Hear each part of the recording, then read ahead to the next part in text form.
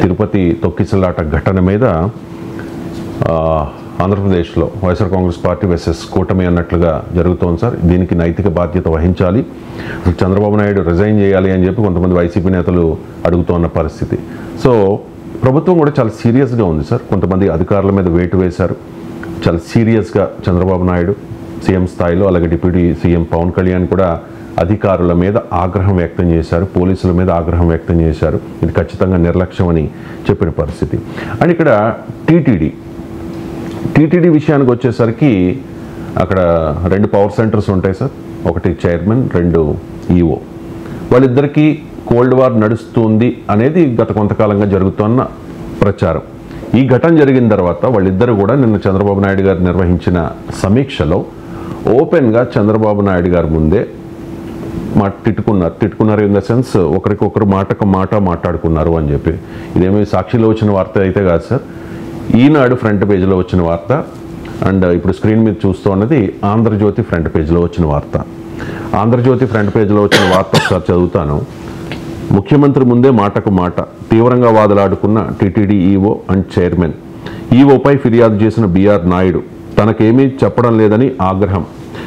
చెప్పనిదేంటంటూ EO ధ్వజం. CM మంత్రుల ముందే ఇద్దరు రచ్చ. తొలుత మంత్రి అనగాని జోక్యం, ఆపై విరుచుకుపడ్డ చంద్రబాబు. ఇదేం పద్ధతి, ఇద్దరు ఆపండి, సమన్వయంతో పని చేయలేరా అంటూ ఇద్దరికి కూడా సీఎం చంద్రబాబు నాయుడు హెచ్చరిక జారీ చేశారు. ఎవరికి వారే, చైర్మన్, ఈఓ, అదనపు ఈఓ మధ్య సమన్వయ లోపం ఉంది. వైకుంఠ ఏకాదశిపై 15 సమావేశాలు అయ్యాయి. ఈఓ, చైర్మన్ కలిసి పాల్గొన్నది ఒక్క భేటీలోనే. ఇది ఆంధ్రజ్యోతిలో వచ్చింది. అండ్ ఈఓ చైర్మన్ల మధ్య వాగ్యుద్ధం ఎలా జరిగింది అనేది కూడా వీళ్ళు రాశారు సార్. చైర్మన్ అన్నారట, చైర్మన్గా వచ్చినప్పటి నుంచి నన్ను చిన్న చూపు చూస్తున్నావు, నాకేమీ చెప్పడం లేదు. దానికి ఈఓ సమాధానం చంద్రబాబు నాయుడు గారు ఎదురుగుండానే, నీకేం చెప్పడం లేదు, చెబుతూనే ఉన్నాం కదా, తీవ్ర స్వరంతో. చైర్మన్, ఏం చెప్పావు, రేపు వైకుంఠ ఏకాదశి, ఈ రోజు నుంచే హడావుడి ఉంది, మీరేం చేస్తూ ఉన్నారో ఆ విషయాలు ఏమైనా చెప్పావా, నేను చైర్మన్గా ఉండి ఇక్కడ ఏం చేస్తూ ఉన్నట్టు అని తీవ్ర ఆగ్రహంతో అన్నారట సార్. బ్రాకెట్లో పెట్టారు, అది కూడా తీవ్ర ఆగ్రహంతో అని చెప్పి. దానికి ఈవో రిప్లై, నువ్వు మాకు అన్నీ చెప్పే చేస్తూ ఉన్నావా, మాకు చెప్పే ప్రకటిస్తూ ఉన్నారా, శ్రీవాణి ట్రస్ట్ విషయంలో నువ్వేం చేశావు, నాతో మాట్లాడకుండానే ప్రెస్ మీట్ పెట్టి నీకు నచ్చింది చెప్పేశావు, దానివల్ల మాకు ఎంత ఇబ్బంది అవుతుందో నీకేమైనా తెలుసా అని చెప్పేసి. సో మొత్తానికి బాధ్యత వహిస్తూ ఉన్నారు. తప్పు జరిగిందని చెప్పి పవన్ కళ్యాణ్ కూడా ఒప్పుకున్నారు. బట్ ఈఓ అండ్ చైర్మన్ల మధ్య కోఆర్డినేషన్ లేకపోవడం వల్లే ఇదంతా జరిగింది అనే చెప్పే ప్రయత్నం జరుగుతూ ఉన్నట్టుగా అనిపిస్తోంది, అధికారుల తప్పిదం అన్నట్టుగా. ఈఓ చైర్మన్ నియమించేది రాష్ట్ర ప్రభుత్వమే, ఈఓను నియమించేది రాష్ట్ర ప్రభుత్వమే. మరి ఎవరి వైఫల్యం ఇది? ప్రభుత్వ వైఫల్యం కాదా? ఇద్దరిని నియమించింది ప్రభుత్వం కదా, ప్రభుత్వ వైఫల్యమే. సో అన్నప్పుడు మొదలు చంద్రబాబు నాయుడు బాధ్యత వహించాలి కదా. సో ఇద్దరిని నియమించితే, తాము నియమించిన 2 వ్యక్తుల మధ్య సమన్వయం లేకపోతే, అత్యున్నత స్థాయిలోనే సమన్వయం లేకపోతే క్షేత్రస్థాయిలో సమన్వయం ఎక్కడికి వెళ్ళొస్తుంది? సో దీనికి మీరు ఇప్పుడు TTD chairman political appointment, EO ఇది అఫీషియల్ అపాయింట్మెంట్. బట్ అందరికీ తెలుసు, ఈ ఉన్నత స్థాయి అధికారులు ఎవరైనా రొటీన్గా చీఫ్ సెక్రటరీ నిర్ణయాలపైన అపాయింటింగ్ కారు. జిల్లా కలెక్టర్ అపాయింట్ కావాలన్నా ముఖ్యమంత్రి ఆదేశాల మేరకే అపాయింట్ అవుతారు. బ్యూరోక్రసీ అయినా కూడా మీకు ఏ డిపార్ట్మెంట్లో ఎవరు ఉండాలనేది ముఖ్యమంత్రి డిసైడ్ చేస్తాడు. మరి ఇంత సమన్వయ లోపం ఉంటే ఇది ఈ ఘటన జరిగేంత వరకు ఏం చేశాను? మరి ఈ సమన్వయ లోపం ఉన్నప్పుడు దానికి బాధ్యత ఎవరు వహించాలి? సాధారణంగా ప్రోటోకాల్ ప్రకారం మరి చైర్మన్కి ఉన్న పవర్స్ ఏంటి, ఈఓకి ఉన్న పవర్స్ ఏంటి? 2 ఉన్న పవర్ సెంటర్స్గా ఉండకూడదు. ఒకటే పవర్ సెంటర్ ఉండాలి. శ్రీ వెంకటేశ్వర స్వామి తప్ప ఇంకే పవర్ సెంటర్ అక్కడ ఉండకూడదు. ఆయన సేవలో తరించాలని మిమ్మల్ని నియమిస్తే మీరు ఆయన సేవలో తిట్టుకుంటుంటే అసలు ఇక ఇది ఏమన్నా దేవస్థానమా లేకుంటే రాజకీయ పార్టీ కార్యాలయమా? అల్టిమేట్ పవర్ రాజకీయ ఇదేంటి? ఇది దేవస్థానంలో ఉండాల్సిన లక్షణాలు ఇవి, దేవుని దగ్గర ఉండాల్సిన లక్షణాలు ఇవి. ఈ లక్షణాలు ఏంటి? రాజకీయ పార్టీ కార్యాలయంలో కొట్టుకుంటే ఇది ఎక్కడిదాకా వెళ్తుంది? మరి ఈ ప్రభుత్వం ఎందుకు విచారణకు ఆదేశించవచ్చు కదా. ఇప్పుడు చైర్మన్కు చెప్పకుండా ఈఓ చేస్తున్నాడు అని, ఈఓ అన్నీ చెప్పాము, అసలు చైర్మనే మాకేం చెప్పకుండా చేస్తున్నాడని. ఇందులో ఏదో ఒకటే నిజం ఉంటుంది, ఏది నిజమో నాకు తెలియదు. మనం ఎవరితో మాట్లాడలేదు, నేను ఏది నిజమో తెలియదు. కానీ రెండిట్లో ఏదో ఒకటే నిజమవుతుంది. మరి టీటీడీ బోర్డు ఎందుకున్నది? చైర్మన్ ఒకవేళ ఈవో కనుక సరిగా స్పందించకపోతే చైర్మన్ వెంటనే ఎమర్జెన్సీ బోర్డు మీటింగ్ కాల్ఫర్ చేసి బోర్డు ముందు పెట్టచ్చు కూడా, ఇంకో ఇలా వ్యవహరిస్తున్నారని. లేదు ముఖ్యమంత్రిని కూడా కలిసినప్పుడు చెప్పచ్చు, ఇంకో ఈవో ఇలా పనిచేస్తున్నాడని. ఇప్పుడు చీఫ్ మినిస్టర్కు చీఫ్ సెక్రటరీకి పడకపోతే ఎలా ఉంటుంది? ఒక శాఖ మంత్రికి ప్రిన్సిపల్ సెక్రటరీకి పడకపోతే ఎలా ఉంటుంది? అందువల్ల ఆ స్థాయిలో మరి ఏ రకంగా ఉంది అంటే అందువల్ల that shows how TTD is managed. Tirupati Tirumala దేవస్థానం ఒక పుణ్యక్షేత్రము. ఈ పుణ్యక్షేత్రంలో మానవ సహజమైన కామ క్రోధ మదమాశ్చర్యాలకు అతీతంగా దేవదేవుని సన్నిధిలో ఈ మానవ సహజమైన లక్షణాలన్నీ వదిలేసుకొని ఒక దేవుని సేవలో తరించాలి. అలాంటి వ్యవస్థలో కూర్చొని నువ్వు నాకు చెప్పినవా, నేను నీకు చెప్పినా, నువ్వెవరు చెప్పినావు, నేనెవరు చెప్పినా, నువ్వు నన్ను కేర్ చేసినావా, నేను నిన్ను కేర్ చేసినావా అంటే where does it go? Naidu గారు బిఆర్ నాయుడు పైన శ్యామలరావు పైన రిఫ్లెక్ట్ అవుతుంది అంటలేను. అది ఖచ్చితంగా రాష్ట్ర ప్రభుత్వ అసమర్థతను తెలియజేస్తుంది. ఇద్దరు అధికారులను సముదాయించలేనప్పుడు, ఇది అధికారులను సమన్వయపరచలేనప్పుడు ఇద్దరిని మార్చండి, లేదంటే ఎవరినొకరు మార్చండి. ఎవరు తప్పో తేల్చి వాళ్ళు మార్చేయండి. ముఖ్యమంత్రి స్పాట్ మీద తీసుకోవాల్సిన నిర్ణయం ఇద్దరిలో ఎవరు తప్పో తేల్చేసి ఆ వ్యక్తిని వెంటనే తొలగించేస్తే ఆటోమేటిక్గా సెట్ అవుతుందా లేదా, ఒక స్ట్రాంగ్ మెసేజ్ పోతుందా లేదా? గంటలు సమీక్షలు చేసి ఏం ప్రయోజనం అండి? ఇప్పుడు చూడు ఇప్పుడు మీరే చదివారు కదా, టీటీడీ చైర్మన్ ఈవోలు కలిసి ఒక్క దాంట్లో మాత్రం హాజరయ్యారు. ఈ వైకుంఠ ఏకాదశికి సందర్భంగా బోలెడు సమీక్ష జరిపారు. మళ్ళీ నిన్న ముఖ్యమంత్రి వచ్చి మళ్ళీ సమీక్ష, ప్రతి సమీక్ష గంట, 2 గంటలు, 3 గంటలు, 4 గంటలు సమీక్షలు గంటలు తరబడి. సమీక్షలు ఎక్కువ, నిర్ణయాలు తక్కువ ఉంటే ఎట్లా? వి నీడ్ యాక్షన్ కదా, సమీక్ష కాదు. ఆ స్పాట్ మీద ఎవరు తప్పో తేల్చి ఎవరి మీద చర్య తీసుకొని ఉండుంటే చంద్రబాబు నాయుడు సామర్థ్యాన్ని జనం అధికారులకు కూడా అర్థమైంది కదా. అందువల్ల it shows government how the government functions. Jagan హయాంలో తెచ్చిన టోకెన్ విధానం వల్లే ఇదంతా జరిగింది అని చెప్పి నేను పత్రికలో వచ్చింది. దాని గురించి కూడా మనం మాట్లాడుకున్నాం. ఇప్పటికీ కూడా జగన్ని బాధ్యుని చేయాలా, ఈ 7 నెలలు అయిపోయినా మీరు అధికారంలోకి వచ్చిన తర్వాత అని మీరు గవర్నమెంట్ని కూడా క్వశ్చన్ చేశారు.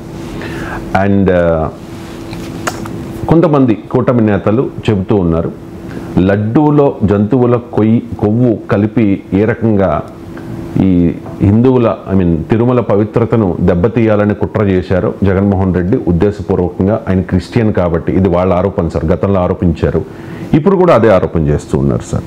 దేవుడి పవిత్రతను దెబ్బతీయడానికి వాళ్లే చేశారేమో అని చెప్పి చాలామంది కూటమి నేతలు ఓపెన్గా మాట్లాడుతూ ఉన్నారు. మరి 10 రోజుల పాటు వైకుంఠ ద్వార దర్శనం అనేది కూడా ఇప్పుడు చర్చకు వస్తూ ఉంది సార్.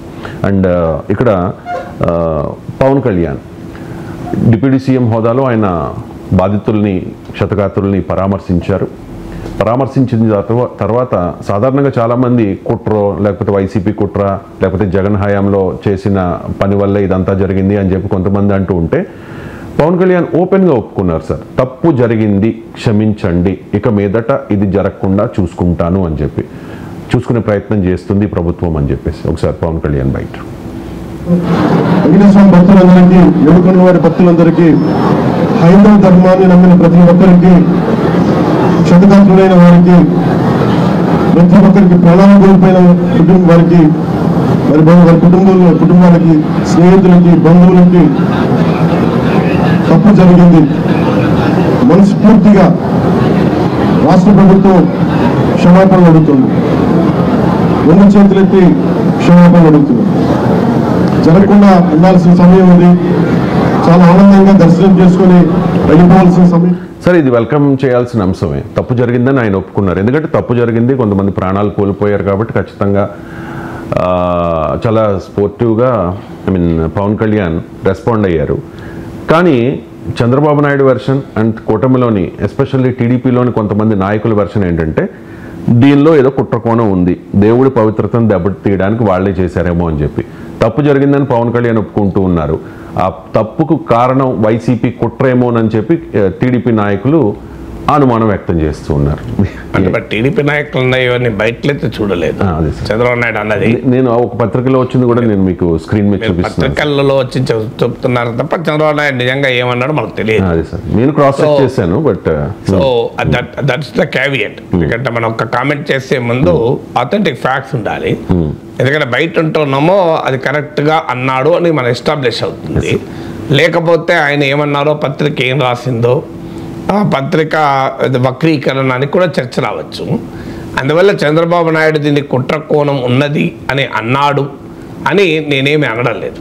అన్నాడో లేదో నాకు తెలియదు. కానీ ఇది కుట్ర కోణం అవుతే మరి పవన్ కళ్యాణ్ ఎందుకు క్షమాపణ చెప్పుకుంటాడు? పవన్ కళ్యాణ్ క్షమాపణ చెప్పాల్సిన అవసరం లేదు కదా. అంటే జగన్మోహన్ రెడ్డి కుట్రకు పవన్ కళ్యాణ్ క్షమాపణ చెప్తాడు. సో ఇది మొదటి క్వశ్చన్. రెండవ క్వశ్చన్, ఇప్పుడు టీటీడీ చైర్మన్కు ఈఓకు మధ్య సమన్వయ లోపం అని పత్రికల్లో వచ్చింది. చంద్రబాబు నాయుడు సమీక్ష చేస్తున్న సమయంలో సమీక్షలోనే చైర్మన్ ఈఓ ఒకరికొకరు అనుకున్నారని, అది కూడా మరి కుట్రకోణం అవుతుందా?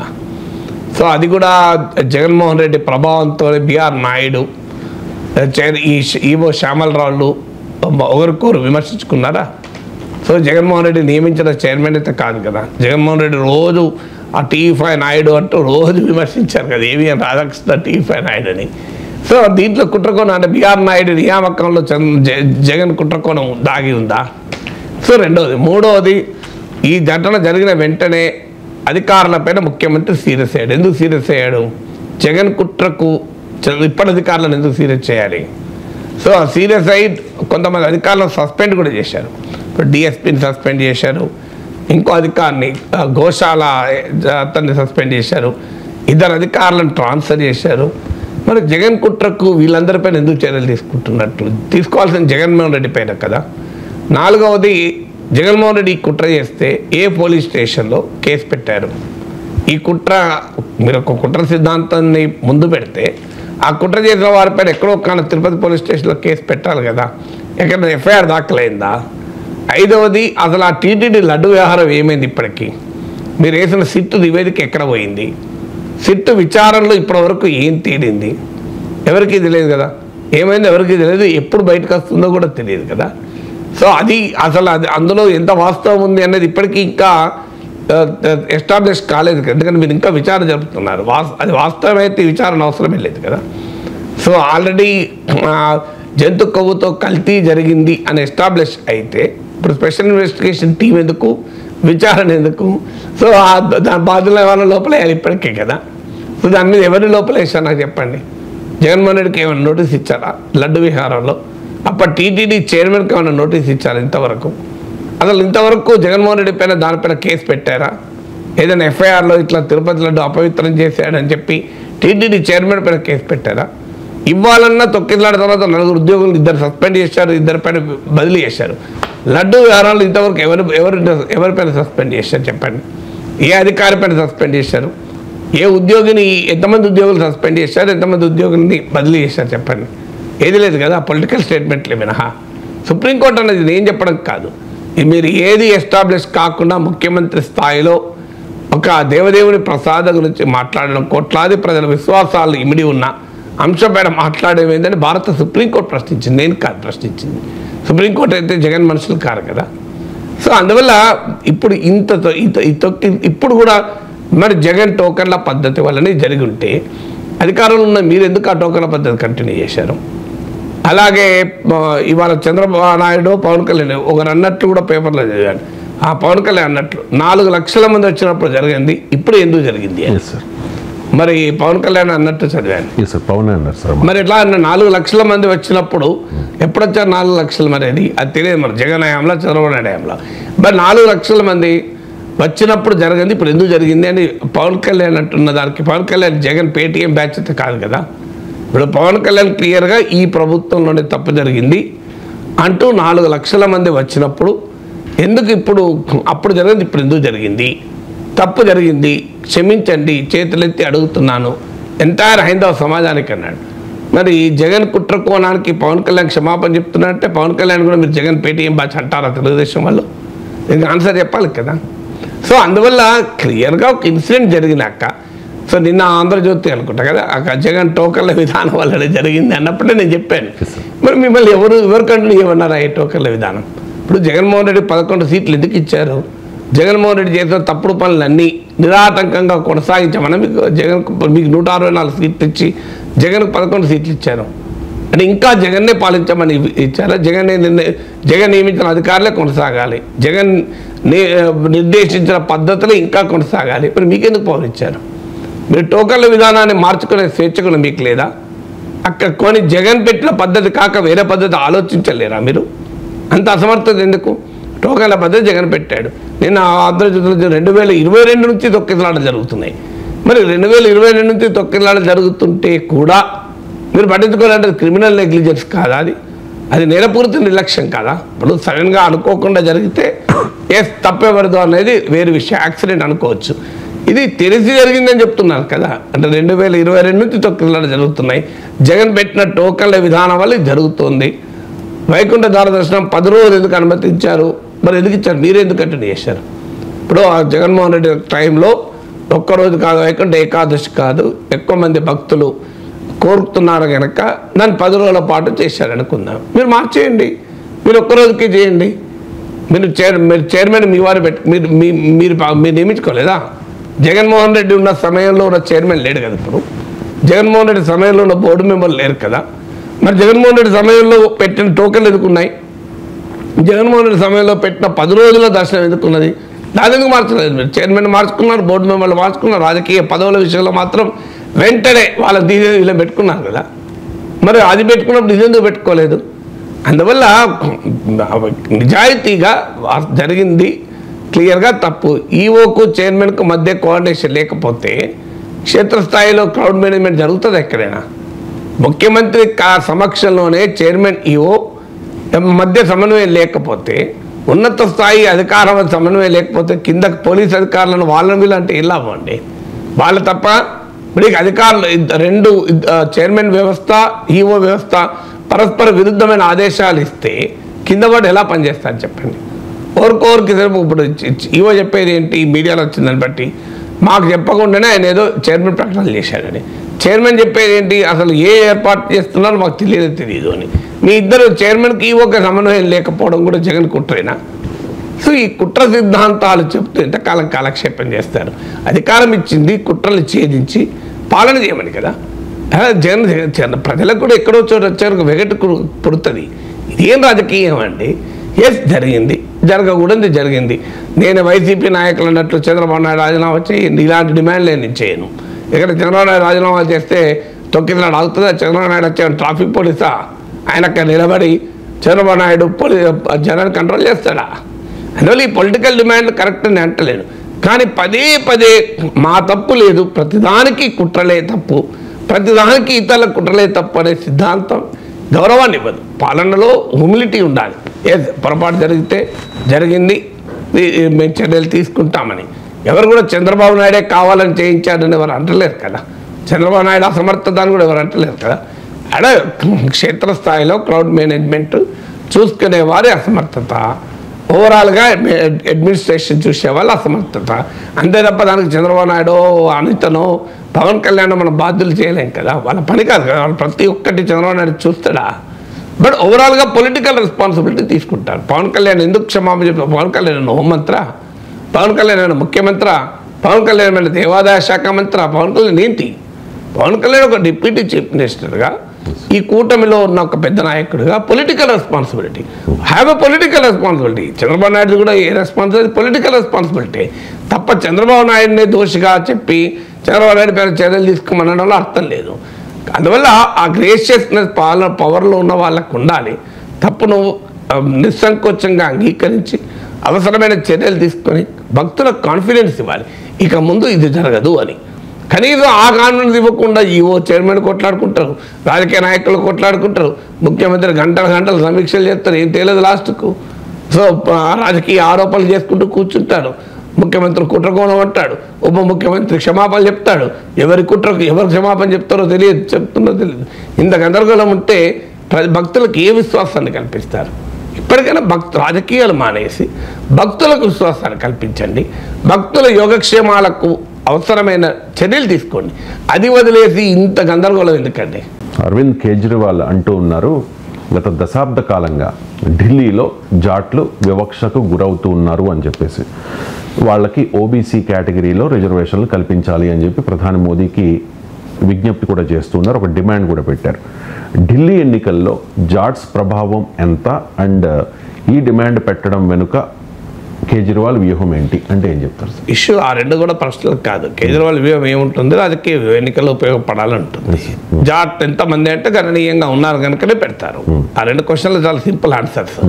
ఎన్నికలు గెలవడం కనుక వ్యూహం, ఇంకా వేరే వ్యూహం ఏముంటుంది? ఇష్యూ వల్ల జాట్ రిజర్వేషన్లను కేజ్రీవాల్ రైజ్ చేయడం ప్రాక్టికల్ కాదు. ఎందుకు కాదు అంటే ఆల్రెడీ కోర్టులు తీర్పులు చెప్పాయి జాట్ రిజర్వేషన్లు కొట్టేస్తూ. Ram Singh versus union of India అనుకుంటాను, to be subject to verification. So ఈ కేసులో సుప్రీంకోర్టు చాలా క్లియర్గా తీర్పు చెప్పింది, జాట్ రిజర్వేషన్లు కోర్టు కొట్టేసింది. సో కోర్టు కొట్టేస్తూ చాలా క్లియర్గా ఏం చెప్పిందంటే, ఒక పొలిటికల్ ఇన్ఫ్లుయెన్స్ చూపెట్టగలిగిన ఒక గ్రూప్ తనకు తానుగా వెనుకబడిన తరగతిగా ప్రకటించుకుంటే సరిపోతుందా? వెనుకబాటుతనానికి కులం అనేది ఒక కన్వీనియంట్ స్టార్టింగ్ పాయింటే తప్ప అది ఒకటే క్రైటీరియాగా ఉంటుందా? ఆ మాటకొస్తే ట్రాన్స్జెండర్లు ఏ కులంలోనైనా చాలా ఘోరమైన వివక్ష గురవుతున్నారు కదా. అందువల్ల వెనుకబాటుతనాన్ని అంచనా వేయడానికి ఇన్నోవేటివ్ కొత్త నూతన రకాల క్రైటీరియాలను కొలబద్దల్ని అన్వేషించాలి. ఇదంతా కోర్టు చెప్పింది. ఒక group of people because of the larger number, అంటే ఇప్పుడు మన దగ్గర కాపుల రిజర్వేషన్ల గురించి కూడా అదే డిమాండ్ ఉంది, మరాఠాల రిజర్వేషన్లు కూడా డిమాండ్ ఉంది.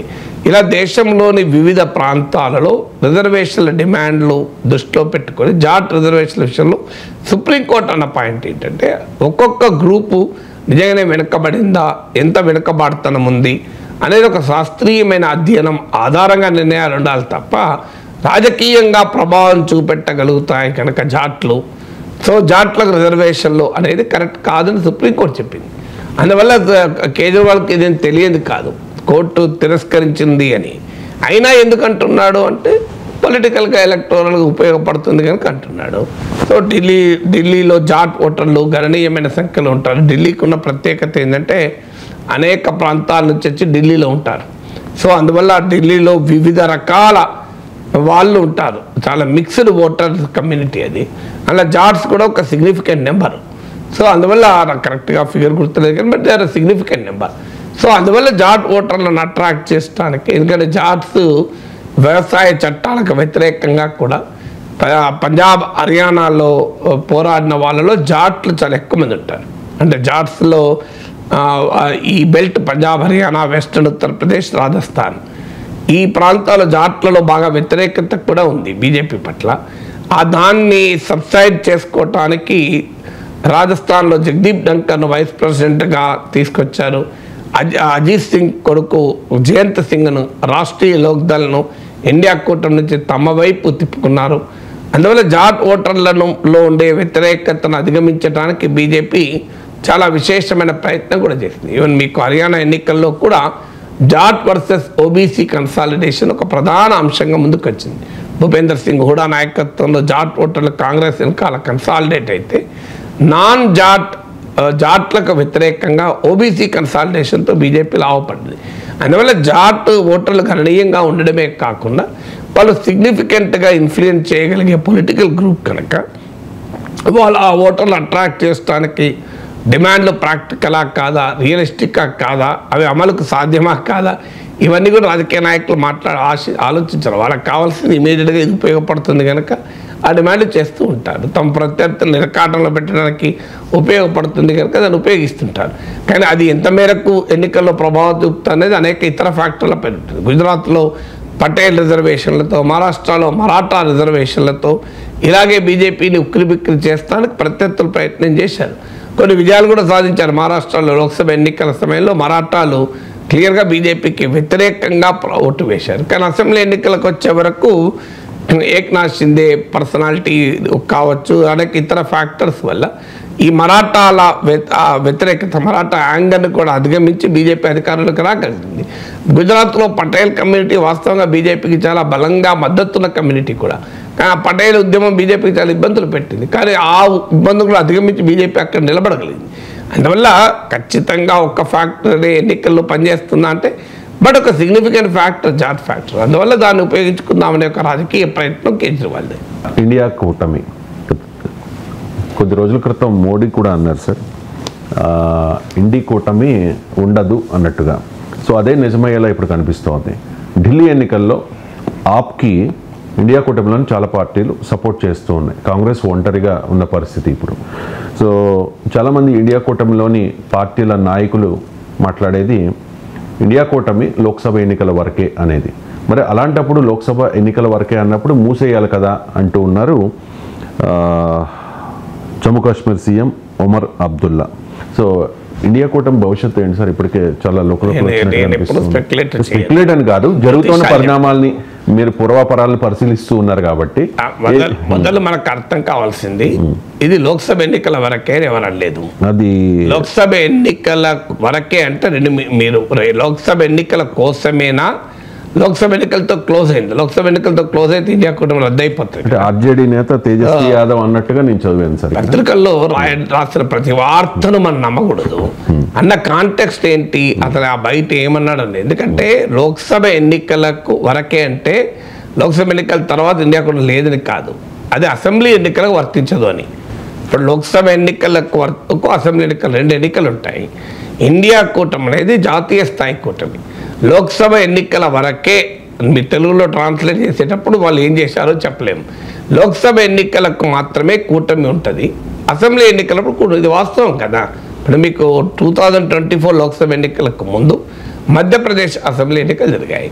మధ్యప్రదేశ్ అసెంబ్లీ ఎన్నికల్లో కాంగ్రెస్ పార్టీ సమాజ్వాదీ పార్టీల మధ్య చర్చలు వచ్చాయి.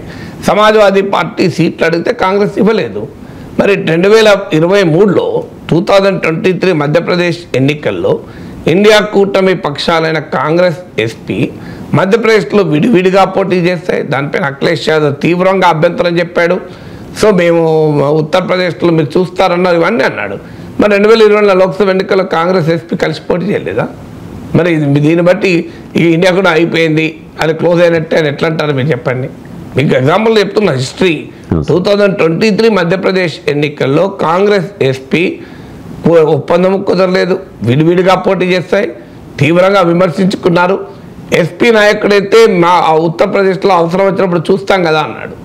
సరిగ్గా కొద్ది నెలల్లో 2024 లోక్సభ ఎన్నికల్లో కాంగ్రెస్ ఎస్పీ కలిసే కదా లోక్సభలో ఎన్నికల్లో పోటీ చేసింది. మరి ఏమైంది? మీ ఇలాంటి స్పెక్యులేషన్లు ఏమైంది?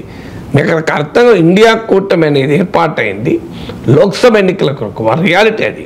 అయితే దాన్ని అసెంబ్లీ ఎన్నికలకు కూడా ఎక్స్టెండ్ చేయాలి అనేది రాహుల్ గాంధీ లాంటి వాళ్ళు కూడా మాట్లాడారు. కానీ ప్రాక్టికల్గా అది సాధ్యం కాదు. ఎందుకు సాధ్యం కాదు అంటే రాష్ట్రాల్లో ఉండేటువంటి రాజకీయ పరిస్థితులతో సాధ్యం కాదు. మీకు ఒక ఉదాహరణ చెప్తాను. మీరు ఎన్డీఏ ఆంధ్రప్రదేశ్లో టీడీపీ, బీజేపీ, జనసేన కలిసింది. తెలంగాణలో కలిసినాయా? తెలంగాణ అసెంబ్లీ ఎన్నికల్లో మీకు లోక్సభ అసెంబ్లీ ఎన్నికల్లో కలిసినారు. లోక్సభ ఎన్నికల్లో టీడీపీకి, జనసేన, బీజేపీ సీట్లు ఇచ్చింది ఇక్కడ, నాకు చెప్పండి. మరి 2 తెలుగు రాష్ట్రాలే పక్కపక్క రాష్ట్రాల్లో ఒక రాష్ట్రంలో టీడీపీ, బీజేపీ, జనసేన కలిసి పోటీ చేస్తే తెలంగాణలో అసలు బీజేపీకి, టీడీపీకి, జనసేన పొత్తుందా? మీరు తెలంగాణలో ఎక్కడన్నా చంద్రబాబు నాయుడు, మోడీ, పవన్ కళ్యాణ్, కిషన్ రెడ్డి వచ్చి ఉపన్యాసాలు చూసారా మీరు ఎప్పుడన్నా? బండి సంజయ్ వీళ్ళంతా కలిసి ఉపన్యాసాలు ఇచ్చారా? బీజేపీకి మద్దతుగా చంద్రబాబు నాయుడు ఎన్ని నియోజకవర్గాల్లో తెలంగాణలో ప్రచారం చేశారు చెప్పండి. మీరు కూటమి నాయకుడే కదా పక్క రాష్ట్రంలో, మరి తెలంగాణలో ఎందుకు ప్రచారం చేయలేదు? ఆన్సర్ చెప్పండి, నాకు రీజన్ ఉండాలి కదా. అంటే అర్థం ఏంటి? ఆంధ్రప్రదేశ్ రాజకీయాలు వేరు, తెలంగాణ రాజకీయాలు వేరు అని క్లియర్గా బీజేపీ నాయకులు చెప్పారు కదా. ఏ రాష్ట్రానికి ఆ రాజకీయాలు పొద్దు. మరి ఎన్డీఏ ఆంధ్రప్రదేశ్లో ఉండి ఎన్డీఏ కదా ఎక్కడైనా, మరి తెలంగాణలో ఎన్డీఏ ఎందుకు లేదు? ఎన్డీఏలో ఇప్పుడు రేపు జిహెచ్ఎంసీ ఎన్నికలు వస్తాయి, రేపు స్థానిక సంస్థల ఎన్నికలు వస్తాయి, తెలుగుదేశం బీజేపీ కలిసి పోటీ చేస్తుందా? గ్యారంటీ లేదు. మరి తెలంగాణలో ఇప్పుడు బీజేపీ, టీడీపీ కలిసి ఏదైనా ఒక్క కార్యక్రమాన్ని చేసే ఉదాహరణ ఉందా? మరి ఈ ఎన్డీఏ కోనీతి, ఇండియా కూడా కోనీతి ఉంటుందా? అంటే దీన్ని బట్టి ఎన్డీఏ క్లోజ్ అవుతుందా? మరి ఈ ఉదాహరణ బట్టి ఎన్డీఏ క్లోజ్ అవుతుందని చెప్పాలి కదా. మరి ఎందుకు చెప్పడం లేదు ఎన్డీఏ క్లోజ్ అవుతుందని? అందువల్ల ఒక్కొక్క రాష్ట్రంలో ఉండే రాజకీయ పరిస్థితులు వేరువేరుగా ఉంటాయి. ఇప్పుడు బెంగాల్ ఉంది, బెంగాల్లో తృణమూల్ కాంగ్రెస్ లెఫ్ట్ చారిత్రకంగా వైరం ఉంది, కలిసే అవకాశమే లేదు. కానీ బీజేపీకి వ్యతిరేకంగా తృణమూల్ కాంగ్రెస్ ఉంటుంది, బీజేపీ వ్యతిరేకంగా లెఫ్ట్ ఉంటుంది. సో అందువల్ల ఆ రెండు పార్టీలు జాతీయ స్థాయి రాజకీయాల్లో బీజేపీ వ్యతిరేకంగా ఉంటాయి. అసెంబ్లీ ఎన్నికలకు వచ్చే వరకు పరస్పర విరుద్ధంగా ఉంటాయి. కాంగ్రెస్ పార్టీ ఎటైనా ఉండొచ్చు, వాళ్ళు ఇప్పుడు వామపక్షాలతో ఉన్నారు. అక్కడ కేరళలో కాంగ్రెస్ వర్సెస్ సిపిఎం, కాంగ్రెస్ నాయకత్వంలో యూడిఎఫ్, సిపిఐ నాయకత్వంలో ఎల్డిఎఫ్, ఈ రెండు కూడా మధ్య పోటీ ఉన్నప్పుడు మీకు జాతీయ రాజకీయాలు కలిసి లేరా? మీరు ఇప్పుడు యూపీఏ 1 తీసుకుంటే లెఫ్ట్ ఎంపీలు 60 మంది కన్నా పైగా ఉండే వాళ్ళు కాంగ్రెస్ పార్టీ మద్దతు, వాళ్ళంతా ఎవరి మీద గెలిచారు? కాంగ్రెస్ పార్టీ మీద గెలిచారు. కాంగ్రెస్ పార్టీ మీద గెలిచే కదా రేపు యూపీఏకి మద్దతు ఇచ్చింది లెఫ్ట్ పార్టీస్. సో అందువల్ల కేరళలో కాంగ్రెస్ అయినా లెఫ్ట్ అయినా, ఈవెన్ రాహుల్ గాంధీని ఓడించడానికి కూడా లెఫ్ట్ గట్టి క్యాండిడేట్లా పెట్టింది. ప్రియాంకను ఓడించడానికి కూడా లెఫ్ట్ పనిచేసింది. రాహుల్ ప్రియాంక వర్సెస్ పినరాయి విజయన్ నడిచింది. జాతీయ రాజకీయాల్లో బీజేపీ వ్యతిరేకంగా లేరా కలిసి? సో ఇది రెండో ఉదాహరణ. మీకు ఇలా ఒక్కొక్క రాష్ట్రంలో ఉండే రాజకీయ పరిస్థితులు వేరుంటాయి. లోక్సభ ఎన్నికలకు వచ్చే వరకు రాజకీయ పరిస్థితులు వేరుంటాయి. అందువల్ల అసెంబ్లీ ఎన్నికల్లో కలవనంత మాత్రాన లోక్సభ ఎన్నికల్లో కలవదు, ఇండియా కూటమి ఉండదు అని కంక్లూజన్కు రావడం అర్థం లేని పని. ఎందుకంటే ఎప్పుడైనా కూటములు ఎలా కలుస్తాయి? ఇప్పుడు ఇండియా ఆస్ట్రేలియా క్రికెట్ మ్యాచ్ జరుగుతుంది. జస్ప్రీత్ బుమ్రా నాయకత్వంలో, రోహిత్ శర్మ నాయకత్వంలో ఇండియన్ 11, ఆస్ట్రేలియా 11కి ఒక టీం ఉంటుంది. ఐపీఎల్ కత్తా మరి వీళ్ళంతా ఇలాగే టీంలు ఉంటాయా? కొంతమంది ఇండియన్ ప్లేయర్లు ఉంటారు, కొంతమంది ఆస్ట్రేలియా ప్లేయర్లు ఒకవైపు ఉంటారు, మరి కొంతమంది ఇండియన్ ప్లేయర్ ఇంకోవైపు ఉండదా? మరి ఐపీఎల్కి ఒక రకమైన సెలక్షన్ ఉంటుంది, టెస్ట్ మ్యాచ్లకు ఒక రకమైన సెలక్షన్ ఉంటుంది, T20కి ఇంకో రకమైన సెలక్షన్ ఉంటుంది. మ్యాచ్ను బట్టి టీం మారిపోతుంది కదా కలర్.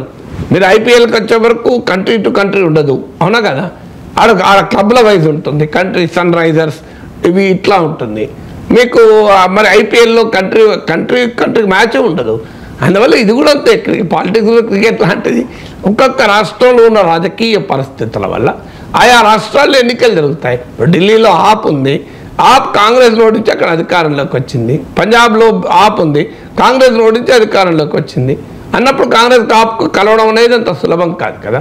ఆ మాటకైతే 2024 లోక్సభ ఎన్నికల్లో ఢిల్లీలో కాంగ్రెస్ ఆప్, గుజరాత్లో కాంగ్రెస్ ఆప్ కలిసే పోటీ చేశాయి. మరి పంజాబ్లో కలిసి పోటీ చేయలేదు. పంజాబ్లో ఆప్కు కాంగ్రెస్ మధ్యనే ప్రధానమైన పోటీ. బీజేపీకి పెద్ద సీన్లో లేదు అక్కడ. ఈవెన్ సీట్లు గెలుచుకున్నాయి కూడా చూసుకుని మీరు ఆప్ కాంగ్రెసే గెలుచుకున్నాయి. అందువల్ల మరి ఒకే లోక్సభ ఎన్నికల్లో ఢిల్లీలోమో కాంగ్రెస్ ఆప్ కలిసి పోటీ చేశాయి, పక్కన పంజాబ్లో కలిసి పోటీ చేయలేదు. మరి దానికి ఏమంటారు? ఒకే ఎన్నిక, వేరు ఎన్నికలు కాదు. అందువల్ల రాజకీయాలు అర్థమైతే ఈ ప్రశ్నలు రావు. రాజకీయాలు అనేవి చాలా డైనమిక్గా ఒక్కొక్క ఎన్నికకు ఒక్కొక్క రకమైన స్వభావం ఉంటుంది. ఒక ఎన్నికలో కలిశారు కదా అని అన్ని ఎన్నికలు కలవాలని లేదు, ఒక లేయర్లో కలిశారు ఇంకో లేయర్లో కలవాలని లేదు. అందుకే మీకు ఎన్డీఏ ఉదాహరణ కూడా చెప్పాను. ఆంధ్రప్రదేశ్లో కలిసిన బీజేపీ టీడీపీ తెలంగాణలో ఎందుకు కలవదు? తెలంగాణలో టీడీపీతో కలిస్తే ఏమవుతుందో 2009లో కాంగ్రెస్కి అనుభవం ఉంది. ఈ అనుభవం చూసిన తర్వాత బీజేపీ కలుస్తుందా? కలవదు. అందువల్ల ఒక్కొక్క రాజకీయ పరిస్థితుల్లో ఆయా రాజకీయాలను బట్టి ఉంటాయి తప్ప దాన్ని బట్టి ఇండియా కూటమి ఉండదు. ఇండియా కూటమి ఏర్పడిన పర్పస్ అర్థమైతే ఈ ప్రశ్న రాదు. ఏర్పడిన పర్పస్ ఏంటి? జాతీయ స్థాయి ఎన్నికల్లో దేశంలో భారతీయ జనతా పార్టీని ఎదిరించడానికి, ఓడించడానికి ఏర్పడ్డ కూటమి. బీజేపీని ఓడించాలి అన్న ఆకాంక్ష ఉన్న ప్రతి పార్టీ అనివార్యంగా కలవాల్సిందే. తృణమూల్ కాంగ్రెస్ అయినా కలవాల్సిందే, ఆప్ అయినా కలవాల్సిందే, కాంగ్రెస్ అయినా కలవాల్సిందే, కమ్యూనిస్టులు కలవాల్సిందే. ఆ ఆకాంక్ష లేని పార్టీలు వెనక్కిపోవచ్చు. ఇప్పుడు ఒమర్ అబ్దుల్లాకు అలాంటి ఆకాంక్ష తగ్గుతున్నట్టు కనబడుతోంది. ఎందుకంటే ఆయన వ్యాఖ్యలు కూడా చూస్తే ఆయన బీజేపీ వైపుగా వెళ్ళే సూచనలు కనబడుతున్నాయి. ఆయన ట్రెండ్ ఎన్నికల్లో కాంగ్రెస్తో కలిసి పోటీ చేశాడు. కానీ ఇప్పుడు ఆయన గెలిచిన మరుక్షణం నుంచి మాట్లాడుతున్న తీరు చూస్తుంటే త్వరలో ఎన్డీఏలో చేరే సూచనలు కనబడుతున్నాయి. అందుకొరకు ఆయన అలా మాట్లాడుతున్నాడు. ఈ పార్టీలు ఏమి ఇలా కొత్తగా ఉమర్ అబ్దుల్లానా? దేశంలో ఉన్న ప్రాంతీయ పార్టీల చరిత్ర అంతా ఇదే, ఎక్సెప్ట్ ఆర్జేడీ లాంటి పార్టీ నాకు గుర్తున్నంత వరకు. బీజేపీతో కలిస్తున్నారు, కాంగ్రెస్తో కలిసి ఉన్నారు. టీడీపీ లేదా బీజేపీతో కలిసి ఉంది, మధ్యలో విడిపోయి కాంగ్రెస్తో కలవాలని చూసింది. మామూలుగా తెలంగాణలో కలిసింది కూడా బీజేపీ కాంగ్రెస్. మీకు జేడీయూ ఎన్నిసార్లు మారలేదు, జేడీఎస్ ఎన్నిసార్లు మారలేదు కాంగ్రెస్కి బీజేపీ. తృణమూల్ కాంగ్రెస్ ఇప్పుడు బీజేపీ వ్యతిరేకంగా ఉంది. ఒకప్పుడు వాజ్పేయి ప్రభుత్వంలో మమతా బెనర్జీ రైల్వే మంత్రి కాదా? టీడీపీ బీజేపీతో ఒకప్పుడు కలిసింది, ఇప్పుడు లేదు. మీరు అన్ని పార్టీలు దేశం అంతటా మీరు తీసుకోండి చరిత్ర, ఓసారి బీజేపీతో ఓసారి కాంగ్రెస్తో ఉన్నాయి కదా. ఏడీఎంకే డిఎంకే రెండు పార్టీలు. వాజ్పేయి హయాంలో డిఎంకే మిత్రపక్షం బీజేపీకి, ఇప్పుడు వైరపక్షం. అందువల్ల రాజకీయాల్లో ఒకటి రెండు పార్టీలు మినహా మిగతా పార్టీలు ఏవి స్థిరంగా ఉండవు. అలాంటి స్థిరంగా ఉండని లక్ష్యం ఉన్న party Umar Abdul Nayak National Conference. అందువల్ల నేషనల్ కాన్ఫరెన్స్కు ఒకవేళ వెళ్తే బీజేపీ వైపుగా వెళ్తే వెళ్ళవచ్చు. కానీ ఇండియా కూటమి పోతుంది అనే కామెంట్ కరెక్ట్ కాదు. ఎందుకు కామెంట్ కరెక్ట్ కాదంటే దేశంలో బీజేపీ ఒక పవర్ఫుల్ ఫోర్స్గా ఉన్నంత కాలం ఆ బీజేపీని ఓడించడానికి ఏ ఒక్క రాజకీయ పార్టీకి శక్తి సరిపోనప్పుడు అన్ని రాజకీయ పార్టీలు ఓడించాలనుకోవాలన్న పార్టీలు తరతమ తేడాలు ఎన్నున్నా విభేదాలున్నా కలవక అనివార్య పరిస్థితి. నిజంగానే బీజేపీని కాంగ్రెసే ఓడించే పరిస్థితి వస్తే ఇండియా కూడా ఉండదు. అప్పటిదాకా ఇండియా కూడా ఉంటుంది. ఎందుకంటే అందరి అవసరాలు కవే కదా. కాంగ్రెస్ అవసరం అదే, తృణమూల్ కాంగ్రెస్ అవసరం అదే, మీకు మిగతా అన్ని పార్టీల అవసరం అదే ఉన్నప్పుడు వాళ్ళు అనివార్యంగా బీజేపీని ఓడించడానికి కలవాల్సిందే కదా. ఆమ్ ఆద్మీ పార్టీ బీజేపీ అయితే గెలవాలని ఎవరు కోరుకోరు కదా. బీజేపీ అయితే గెలవాలని ఎవరు కోరుకోరు కనుక అనివార్యంగా కలుస్తారు. అందువల్ల ఇండియా కూటమి లోక్సభ ఎన్నికల వరకే అంటే మీనింగ్ ఏంటంటే అది లోక్సభ ఎన్నికల కొరకు ఏర్పడిన కూటమి. రాష్ట్రాల అసెంబ్లీ ఎన్నికలకు వచ్చే వరకు అది సాధ్యం కాదు. ఇప్పుడు కేరళలో ఇండియా కూటమి వర్సెస్ బీజేపీ సాధ్యమవుతుందా? కాదు కదా. అక్కడ యూడీఎఫ్ వర్సెస్ ఎల్డీఎఫ్ పోటీ, ఆడ యూడీఎఫ్ వర్సెస్ ఎల్డీఎఫ్ పోటీ ఉన్నప్పుడు అదే పోటీ ఉంటుంది కదా. సో అందువల్ల డైనమిక్స్ ఆఫ్ పాలిటిక్స్ అర్థమైతే ఈ స్పెక్యులేషన్ ఉండదు. ఆఫ్ఘనిస్తాన్ విదేశాంగ మంత్రితో Indian foreign secretary Vikram Misri భేటీ అయ్యారు సార్ దుబాయ్లో. సో ఈ తాలిబాన్స్తో మోదీ ప్రభుత్వ వైఖరి అండ్ మోదీ ప్రభుత్వ సంబంధాల గురించి ఏం చెప్తారు? అంటే మోడీ ప్రభుత్వ సంబంధాలను కన్నా భారతదేశ సంబంధాలు అదే సార్. కానీ ఆ ప్రశ్న ఎందుకు వస్తుంది మోడీ ప్రభుత్వ సంబంధాలు అంటే భారతీయ జనతా పార్టీ ఇస్లామిక్ ఫండమెంటలిజానికి వ్యతిరేకం. తాలిబాన్లు అతి భయంకరమైన ఇస్లామిక్ ఫండమెంటలిజానికి ఒక రూపం. సో అందువల్ల ఐడియాలజికల్గా తీసుకున్నా కూడా కలవకూడదు. తర్వాత తాలిబాన్ చరిత్ర అంతా భారత్ వ్యతిరేకత, కాశ్మీర్లో తీవ్రవాదుల్ని ప్రోత్సహించిన చరిత్ర మీకు తాలిబాన్లది. సో అందువల్ల ఇప్పటికైనా ఎప్పుడైనా భారతదేశ సమైక్యత సమగ్రతలకు తాలిబాన్ ప్రమాదము. అలాంటి తాలిబాన్లతో మనం కలవడం ఏంటి అని ఇదేదో ఫారిన్ సెక్రటరీ ఫారిన్ మినిస్టర్తో కలవడమే కాదు. ఇప్పుడు ఆఫ్ఘనిస్తాన్లో మన రాయబార కార్యాలయం, ఇక్కడ ఢిల్లీలో ఉన్న రాయబార కార్యాలయం కూడా నాకు తెలిసిన తాలిబాన్ టేక్ఓవర్ చేసినట్టున్నారు. సో తాలిబాన్లతో భారతదేశానికి ఎప్పుడైనా ప్రమాదం ఉండగా మనం ఇప్పుడు ఎందుకు మన సంబంధాలు పెట్టుకుంటాం? మూడవది, ఆఫ్ఘనిస్తాన్లో ప్రజల మానవ హక్కుల్ని భయంకరంగా కాలరాస్తున్న ఒక దుర్మార్గమైన నీచమైన వ్యవస్థ తాలిబాన్. ఇప్పటికీ మహిళలకు ఆఖరికి కిటికీలను కూడా నిషేధించింది. అలాంటి తాలిబాన్లతో సంబంధాలు ఏంటి అనే క్వశ్చన్ అనివార్యంగా వస్తుంది. కానీ అంతర్జాతీయ సంబంధాల్లో ఐడియాలజీ కన్నా నేషనల్ ఇంట్రెస్ట్ ఉంటుంది. ఇప్పుడు చైనా కమ్యూనిస్ట్ పార్టీ నాయకత్వంలో అధికారంలో ఉన్న ప్రభుత్వం, కానీ తాలిబాన్లతో సత్సంబంధాలు ఉన్నాయి. దాన్ని ప్రశ్నించిన వారు కూడా ఉన్నారు, చైనాకి ఏం పని తాలిబాన్తో అని. మరి మోడీ ప్రభుత్వానికి ఏం పని తాలిబాన్తో? అందువల్ల ఎవరికైనా వాళ్ళ జాతీయ ప్రయోజనాల దృష్ట్యా పెట్టుకుంటారు. ఇప్పుడు తాలిబాన్కు పాకిస్తాన్కు మధ్య ఘర్షణ మొదలైంది. సో దానికి అనేక ఫ్యాక్టర్లు నేను గతంలో కూడా చాలాసార్లు మాట్లాడాను. సో టెహ్రీక్-ఈ తాలిబాన్, ప్రధానంగా టెహ్రీక్-ఈ తాలిబాన్ కార్యకలాపాల వల్ల పాకిస్తాన్కు తాలిబాన్కు మధ్య విభేదాలు ఉన్నాయి. అందువల్ల సహజంగానే మనకు Pakistan is much more bigger rival than Taliban.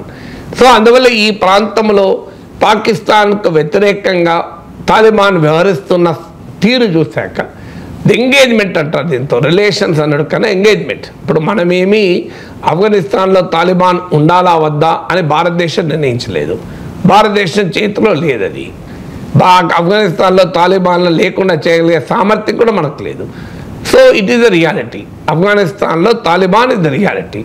So అలాంటప్పుడు ఆ రియాలిటీని మనకు ప్రమాదంగా మారకుండా ఎలా ఎంగేజ్ చేయడం, మనకు ప్రయోజనకరంగా ఎలా ఎంగేజ్ చేయడం. మనం తాలిబాన్ చేసే దుర్మార్గాల్ని దుశ్చర్యల్ని ఏమీ సమర్థించడం లేదు, కానీ ఆఫ్ఘనిస్తాన్లో డెవలప్మెంట్ యాక్టివిటీస్ సపోర్ట్ చేయడం, ముఖ్యంగా హెల్త్ కేర్ లాంటి రంగాల్లో హెల్ప్ చేయడం అనేది అంటే ఎంగేజ్మెంట్ ఉన్నప్పుడు ఏమవుతుందంటే ఆ ప్రభుత్వం మీద ఒత్తిడి తేవడానికి కూడా అవకాశం ఉంటుంది. మీ దేశంలో కూడా హ్యూమన్ రైట్స్ రికార్డును మెరుగుపరచండి.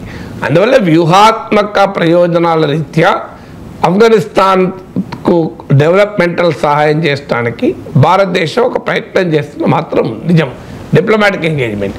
కానీ అదే సమయంలో తాలిబాన్ ప్రమాదం పట్ల మాత్రం మనం అప్రమత్తంగా ఉండాల్సిందే. ఇవాళ కొన్ని ప్రత్యేక కారణాల రీత్యా తాలిబాన్కు పాకిస్తాన్కు మధ్య ఘర్షణ ఉండవచ్చు. అది ఎంతకాలం ఉంటుంది, ఎప్పుడు మళ్ళీ వాళ్ళు ఏకమవుతారో చెప్పలేము. అందువల్ల ఇండియా కాషియస్ ఆప్టిమిజం అంటారు, అంటే అప్రమత్తంగా ఉంటూ ఏమాత్రం అవకాశం ఉంటే అది దేశ ప్రయోజనాల, దేశ హితం కోసం మనం అంతర్జాతీయంగా వ్యవహరిస్తూ ఉంటాం. ఆ మాటకొస్తే మీకు బీజేపీ కమ్యూనిస్టు సిద్ధాంతాలకు ఒకదానికోటి పరస్పర విరుద్ధం. కానీ నరేంద్ర మోడీ గుజరాత్ ముఖ్యమంత్రిగా ఉన్నప్పుడు పెద్ద ఎత్తున చైనా పెట్టుబడులు గుజరాత్కి వచ్చేవి. ఈవెన్ జింపింగ్ గుజరాత్కి మొదలెళ్ళి ఢిల్లీకి వచ్చాడు. మోడీకి వ్యక్తిగతంగా జింపింగ్ చాలా సన్నిహిత మిత్రుడు. ఇప్పుడు కూడా భారత ప్రభుత్వం చైనా నుంచి ఎఫ్డీఐని అట్రాక్ట్ చేయాలని, ఈనాటికి కూడా భారతదేశానికి అతిపెద్ద ట్రేడింగ్ పార్ట్నర్స్ ఎవరు అంటే అమెరికా, చైనా. మీకు ఒకసారి అమెరికా ముందుంటుంది, ఒక రోజు నెంబర్ 1 పొజిషన్లో చైనా ఉంటుంది. So China is one of the biggest trading partner for India. మరి బీజేపీకి కమ్యూనిస్ట్ పార్టీలకు ఏం సంబంధం అనేది క్వశ్చనబులే కదా. లెఫ్ట్ అండ్ రైట్ పరస్పర విరుద్ధమైన ఐడియాలజీస్ కదా.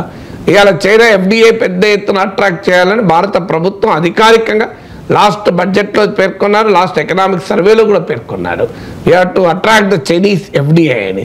ఇప్పుడు పెద్ద ఎత్తున చైనా సెంట్రల్ బ్యాంకు ఇండియన్ కంపెనీల్లో స్టాక్ మార్కెట్లో కూడా పెట్టుబడులు పెడుతున్నది.